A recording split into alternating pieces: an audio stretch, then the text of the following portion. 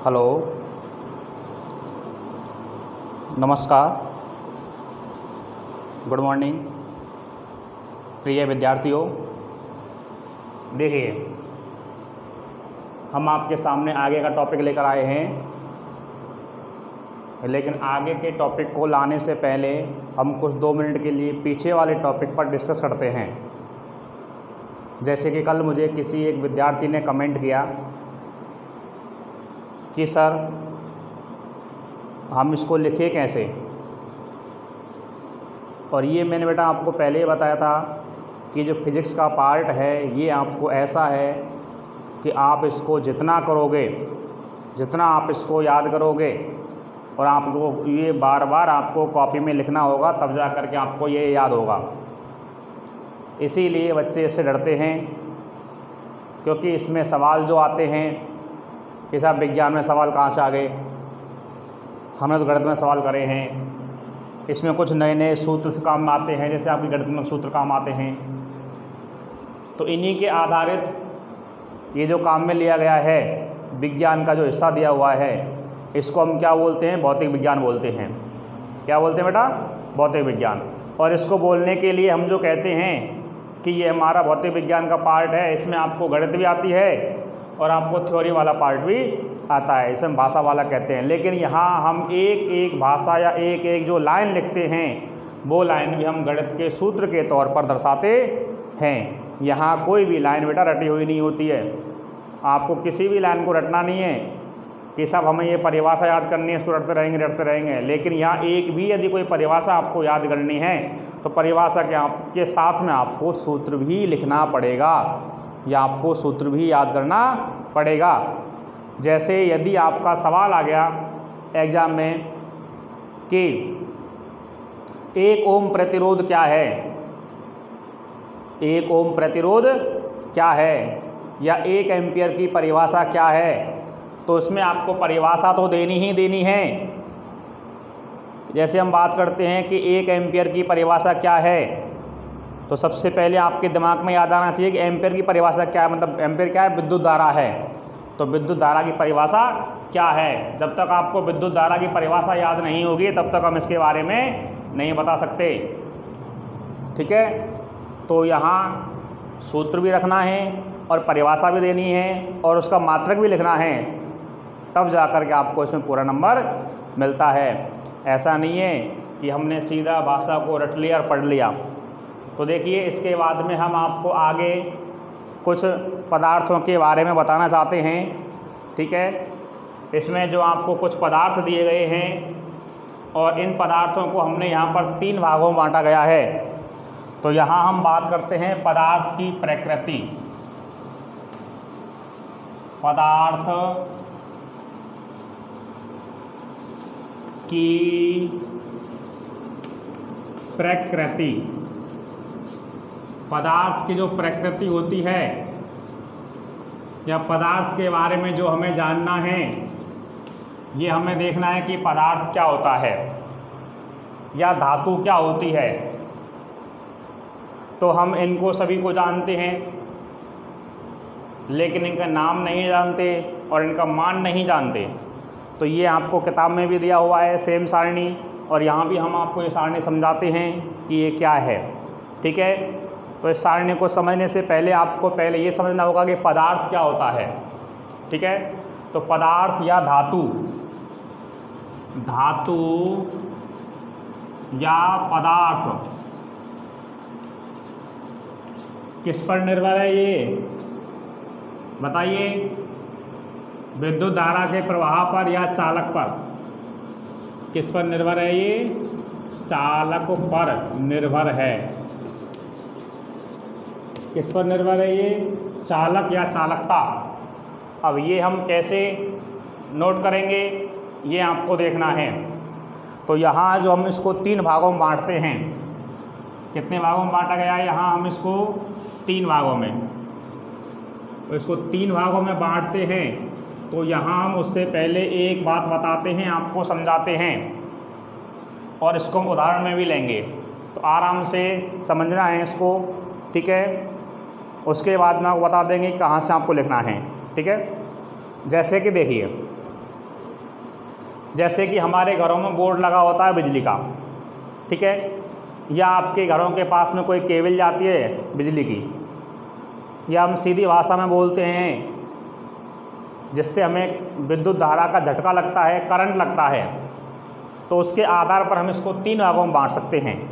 कितने भागों में? 3 भागों में। तो पहला जो आपको दिया गया है चालक दिया गया है। क्या दिया गया है? चालक। दूसरा क्या होता है आपका? अचालक। दूसरा क्या है? अचालक। और तीसरा क्या है? अर्धचालक। क्या है? अर्धचालक। इस जो आपका अचालक दिया हुआ है, इस अचालक को हम इसे कहते हैं धातु, अधातु और धातुओं का मिश्रण। धातु, अधातु और धातुओं का मिश्रण। अब जो हम इसका प्रभाव पढ़ेंगे, ठीक है, तो यहाँ जो आपको चालक दिया हुआ है, हाँ देखिए, तो अभी हम चल रहे थे कि पदार्थ की प्रकृति। तो पदार्थ की प्रकृति आपको बताया था अभी कि ये हमें धातु को 3 भागों में बांटा गया है। पहला भाग चालक, दूसरा अचालक, इसको एक नाम और बोलते हैं कुचालक। कुचालक, चालक, कुचालक, अर्धचालक। जैसे हम अभी आपको समझा रहे थे कि जैसे हमारा बोर्ड है बिजली का, या हमारे घरों से जाने वाली, जो घर के पास से जो बिजली की लाइट जाती है खंभे वाली, ठीक है, हम देखते हैं कि किन किन पदार्थों में विद्युत का प्रवाह आता है, या हमें बिजली का झटका लगता है, या हम स्विच चिपक जाते हैं, ठीक है। तो इसको हम इस आधार पर 3 भागों में बांटा गया है। सबसे पहला क्या है? चालक, जिसमें विद्युत धारा का प्रवाह आसानी से हो जाता है। जिसमें विद्युत धारा का प्रवाह आसानी से हो जाता है। तो यहाँ हम लिखेंगे जिनमें विद्युत धारा का प्रवाह होता है। जिनमें विद्युत धारा का प्रवाह आसानी से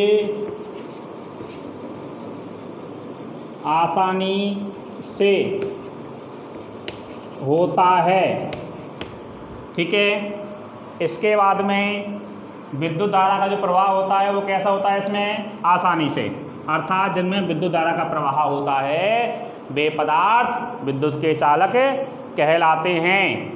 उदाहरण के लिए हमने आपको यहाँ दिया हुआ है, ये सभी चालक हैं, ठीक है। जैसे आपका सिल्वर, कॉपर को क्या बोलते हैं? तांबा।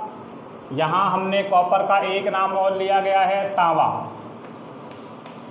दूसरा नाम होता है।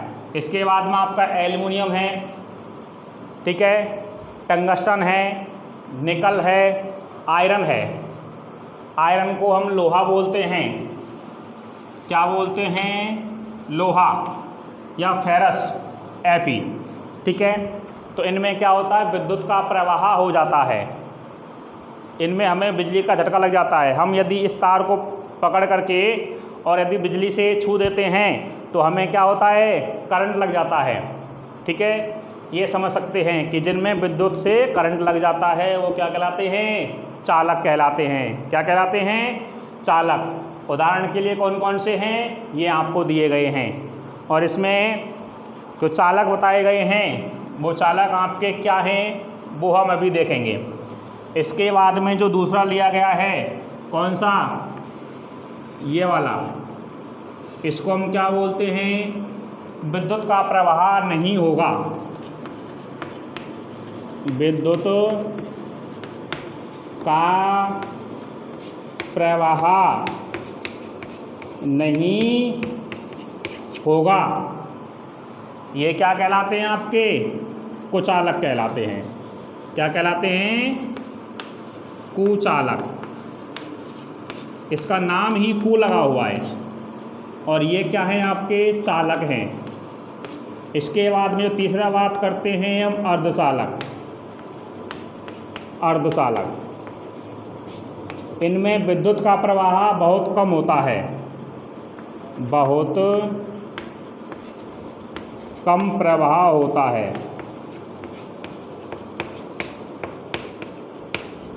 इनमें विद्युत का प्रवाह कैसा होता है? कम होता है। होता तो है लेकिन कम होता है। अब देखिए, जैसे विद्युत के प्रवाह के लिए चालकों के उदाहरण लिखेंगे हम। गीली लकड़ी, सोना, चांदी, तांबा, ठीक है, लोहा, यहाँ पर निकेल, टंगस्टन, एल्युमिनियम, सिल्वर, ये सभी किसके हैं? चालक के। इसके बाद में हम बात करते हैं कुचालक, जिनमें विद्युत का प्रवाह नहीं होता है या ऊष्मा का प्रवाह नहीं होता है।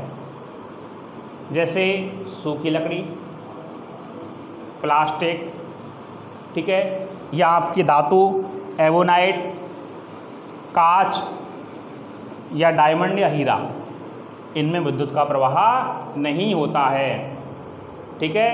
और आपको दिया गया है मिश्र धातु, इनको हम क्या बोलते हैं? यहाँ पर अर्धचालक कहते हैं इनको। क्या कहते हैं इनको? अर्धचालक।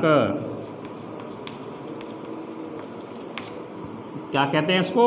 अर्धचालक कहते हैं, जिसमें विद्युत का प्रवाह तो होता है लेकिन बहुत कम होता है। इसके जो आपको उदाहरण दिए गए हैं अर्धचालक के लिए, आपको यहाँ 3 उदाहरण दिया गया है। Constant, manganese, nichrome. Constant, manganese, nichrome, या और भी बताया गया है सिलिकॉन, जर्मेनियम। Silicon, germanium. ठीक है। तो अब हम चलते हैं यहाँ पर। तो सबसे पहले जो आपको सारणी दिया हुआ है, ये सभी क्या है? धातु के नाम हैं चालक। यहाँ इनका नाम दिया गया है silver, copper, aluminium, tungsten, nickel, copper. ये सभी इनके प्रतिरोध या आर का मान दिया हुआ है। किसका मान दिया हुआ है? आर का मान। ठीक है। इसके बाद में जैसे सिल्वर के लिए आर का मान होता है 1.6 × 10⁻⁸। ये आपको इन सभी में 10⁻⁸ मिलेगा, क्योंकि ये सभी कैसे हैं? चालक हैं। कैसे हैं? चालक। और जब 10⁻⁶ मिलता है तो ये कैसे हैं? अर्धचालक। कैसे हैं? अर्धचालक। और ये आपको जो लास्ट में दिया गया है, ये धातु कैसी हैं? कुचालक हैं। इनमें इनका मान अलग अलग दिया गया है। जैसे आपके एवोनाइड के हत्थे लगे आते हैं, जो घरों में हम रसोइयों में बर्तन काम में लेते हैं, जैसे आपका कुकर, ठीक है, या आपके कोई और भी बर्तन होते हैं, उनमें कोई भी रखा हुआ पदार्थ हम गर्म करते हैं तो धातु आपकी गर्म हो जाती है, लेकिन उसको हम हाथ से पकड़ लेते हैं, हमारा हाथ गर्म नहीं होता है। तो वहाँ जो आपका काला काला जो पदार्थ से एक धातु बनी होती है, उसके ऊपर लगी होती है, उसमें क्या बोलते हैं? एवोनाइड बोलते हैं। क्या बोलते हैं? एवोनाइड। ठीक है। या इसके लिए एवोनाइड के छड़ भी बनती है। क्या बनती है? एवोनाइड के छड़। इसके बाद में हम चलते हैं इसका तापीय प्रभाव। कौन सा प्रभाव? तापीय प्रभाव। ठीक है। तो तापीय प्रभाव पर जब हम यहाँ पर बात करेंगे तो तापीय प्रभाव के लिए देखा जाएगा, बाकी इनमें आपको अपनी किताब में इतना डिटेल में नहीं दिया हुआ है। ठीक है, केवल एक एक लाइन दिया हुआ है। अब देखिए पदार्थ का तापीय प्रभाव। कौन सा प्रभाव पढ़ेंगे हम? तापीय प्रभाव या ताप का प्रभाव। ताप का प्रभाव किस पर? प्रतिरोध पर। ठीक है। सबसे पहले हम लेते हैं चालक। क्या लेते हैं? चालक। ठीक है।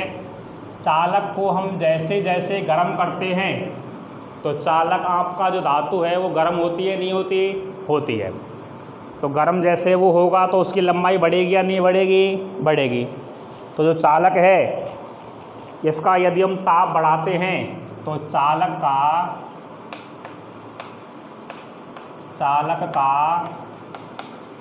ताप बढ़ाने पर, चालक का ताप बढ़ाने पर प्रतिरोध बढ़ता है। क्या होता है? प्रतिरोध बढ़ता है। ठीक है, चालक के लिए हम ताप बढ़ाते हैं तो प्रतिरोध भी क्या होगा? बढ़ेगा। इसके बाद में हम बात करते हैं इसके उदाहरण। ठीक है, उदाहरण के लिए हम बात करते हैं चांदी। क्या बात करेंगे? चांदी। उसके बाद में तांबा, उसके बाद में सोना और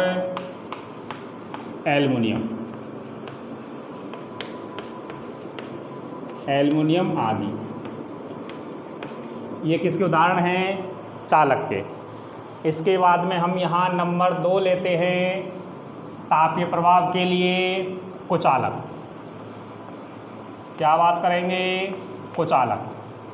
कुचालक के लिए हम जो बताया गया है, ठीक है, कुचालक जो आपको दिया गया है, कुचालक जिनमें ताप बढ़ाने पर उसका प्रतिरोध लगभग बराबर रहता है। ताप बढ़ाने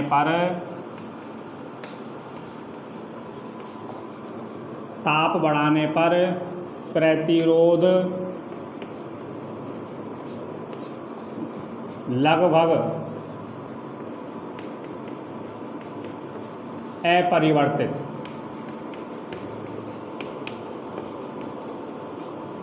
ब्रैकेट में बहुत कम होता है। ठीक है, और जो आपके कुचालक पदार्थ हैं, इसके लिए जब हम उदाहरण की बात करेंगे, किसकी बात करेंगे? उदाहरण की। तो यहाँ जो हम इसका उदाहरण लेते हैं, वो उदाहरण क्या लेते हैं? जैसे आपकी सूखी लकड़ी,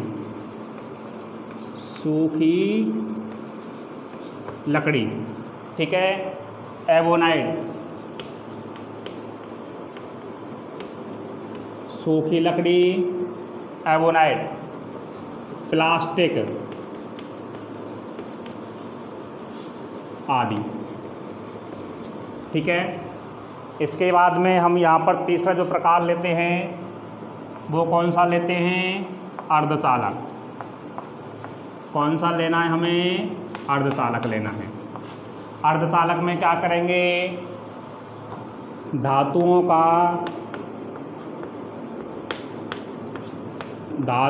का ताप बढ़ाने पर प्रतिरोध कम होता है। प्रतिरोध यहाँ कैसा होता है? कम होता है। इसके बाद में हम जब इसके उदाहरण लेते हैं, क्या लेना है इसका? उदाहरण एक आपको लिया गया है सिलिकॉन। कौन सा है? सिलिकॉन। और कौन सा होता है? जर्मेनियम। इनके प्रतीक SI, इसका प्रतीक Ge, इनके प्रतीक चांदी का Ag, तांबे का Cu, सोने का गोल्ड, एल्युमिनियम का Al। ठीक है, ये आपके चालक, कुचालक और अर्धचालक। इसका हमें ताप पर प्रभाव भी हमने यहाँ पर देख लिया है। तो ताप का प्रभाव क्या है? ताप बढ़ाने पर प्रतिरोध बढ़ेगा, याद रखना है। और ताप बढ़ाने पर प्रतिरोध लगभग परिवर्तित रहेगा। और यहाँ क्या करना है? ताप बढ़ाने पर प्रतिरोध कैसा होगा? कम होगा। इसके बाद में यहाँ पर एक और दिया गया है सुपर कंडक्टर या सबसे अच्छा चालक। सबसे अच्छा चालक। तो यहाँ धातु के लिए सबसे जो अच्छा चालक होता है वो कौन सा होता है? चांदी। ठीक है, यहाँ इसकी पहले परिभाषा लिखते हैं, जिसमें विद्युत का प्रवाह बहुत तेज होता है। हम लिखेंगे जिसमें प्रवाह बहुत तेज होता है। उदाहरण के लिए हम यहाँ पर बात करते हैं, इसका सबसे अच्छा जो उदाहरण है वो चांदी है। कौन सा है? चांदी। इसके लिए जो हम बात करते हैं चांदी है। इसके बाद में जो उसका ताप का प्रभाव होता है, और यहाँ हम बात करेंगे ताप का प्रभाव। ताप का प्रभाव जो हम बात करते हैं कितना दिया गया है? 4.2 केल्विन। इस के को हम क्या लिखते हैं? केल्विन लिखते हैं। क्या लिखते हैं? के को हम केल्विन। इस के को क्या बताया गया है? केल्विन बताया गया है, क्योंकि हम ताप को किस में ज्ञात करते हैं? केल्विन में ज्ञात करते हैं। किस में ज्ञात करते हैं ताप को? केल्विन में। तो ये हमने आपको एक छोटा सा एक सारणी बना दी गई है, जो आपको किताब में एक पैराग्राफ के रूप में दिया हुआ है। तो इनको आप प्रत्येक को एक एक पॉइंट को आराम से लिख लीजिए, जो हमने अभी आपको समझाया था। इधर एक चार्ट बना करके धातु के 3 प्रकार बताए थे: चालक, अचालक, कुचालक। चालक, कुचालक, अर्धचालक। लेकिन यहाँ एक और होता है, सबसे अच्छा चालक कौन सा है इसमें? चांदी है। तो ये आपको नोट करना है बेटा, ठीक है? इनमें से आपका प्रश्न आता रहता है, ठीक है? तो यहाँ हम इसको नोट कर लेना है आप लोगों को, और नोट कर लेते हैं। तो इसके बाद में आपको ये देखना है कि आपको यहाँ पर क्या क्या दिया हुआ है, ठीक है? और जब आप ये देख लेते हैं, और इसमें हम विद्युत धारा के प्रभाव को भी आराम से समझ सकते हैं। इसके बाद में यहाँ पर आपको एक और टॉपिक दिया हुआ है, इसकी चालकता उतार लीजिए, ठीक है? ये आपका थोड़ा भाषा वाला पार्ट है, जिसको आपको आसानी से समझ में आएगा, पक्का विश्वास है मुझे। उनमें फिर भी आपको दिक्कत आती है, ठीक है? यहाँ किसी को कोई दिक्कत नहीं आएगी आज की क्लास में। इसके बाद में देखिए कि यहाँ जो हम आपको बताते हैं इसकी चालकता, पदार्थ की चालकता पर निर्भरता। तो यहाँ हम देखते हैं पदार्थ की चालकता पर निर्भर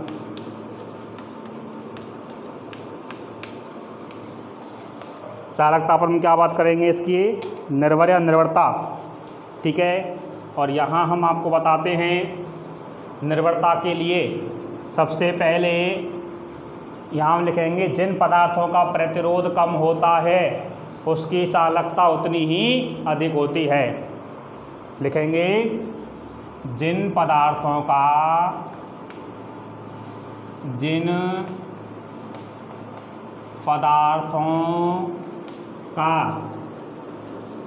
प्रतिरोध जितना कम होता है, जितना कम होता है, जिन पदार्थों का प्रतिरोध जितना कम होता है उसकी चालकता अधिक होती है, अधिक होती है, ठीक है? या जिन पदार्थों का प्रतिरोध जितना कम होगा उसकी चालकता उतनी क्या होगी? अधिक होगी। तो यहाँ हम बात करते हैं, और यदि उसका इसको उल्टा कर देते हैं, यदि उसका प्रतिरोध अधिक है तो चालकता कैसी होगी? कम होगी। उल्टा करने पर यदि प्रतिरोध अधिक है, यदि प्रतिरोध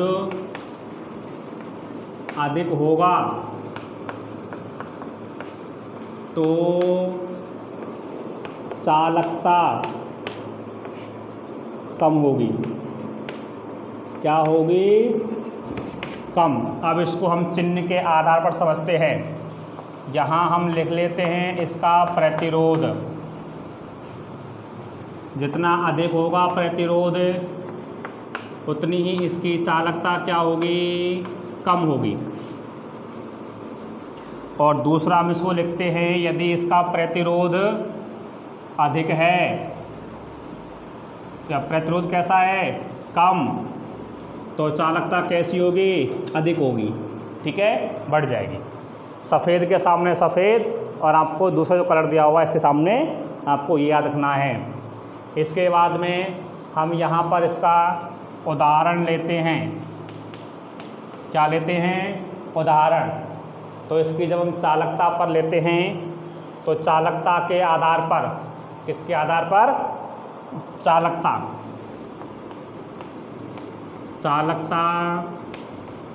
के आधार पर, ठीक है, चालकता के आधार पर जो आपकी चांदी है इसकी चालकता सबसे अधिक होती है।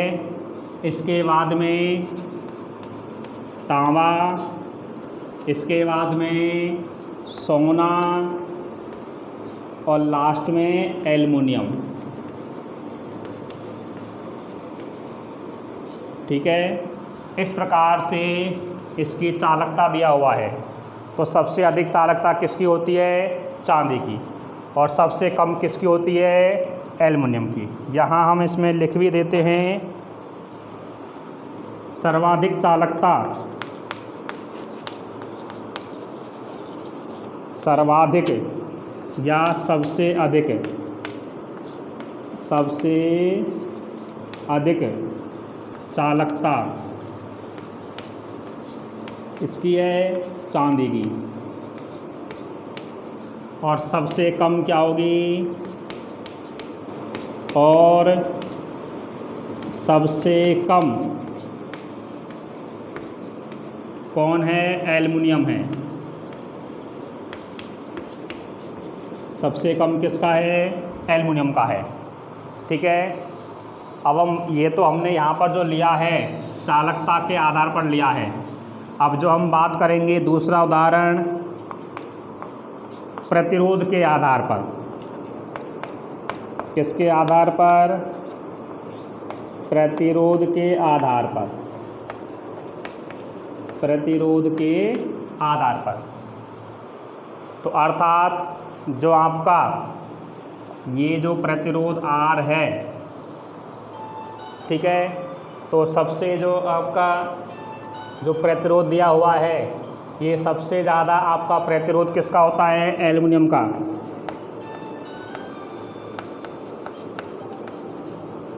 सर्वाधिक प्रतिरोध किसका होता है, एल्युमिनियम का।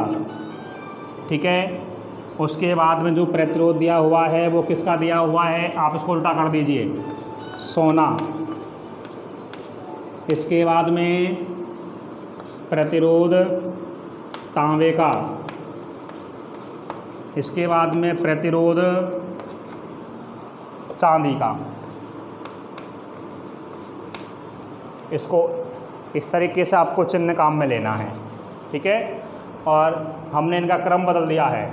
और यदि हम क्रम नहीं बदलते हैं, चांदी, तांबा, सोना, एल्युमिनियम ही लेते हैं, R लगाते हैं, तो ये चिन्ह आपका उल्टा हो जाएगा इधर। ठीक है, तो इस आधार पर हम इसको काम में ले सकते हैं। तो यहाँ आपका सर्वाधिक प्रतिरोध किसका होता है, एल्युमिनियम का। तो यहाँ जब हम बात करेंगे तो लिखेंगे सर्वाधिक प्रतिरोध, सर्वाधिक प्रतिरोध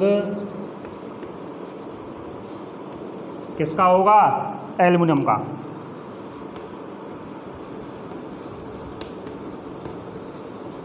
सर्वाधिक प्रतिरोध किसका होगा, एल्युमिनियम का।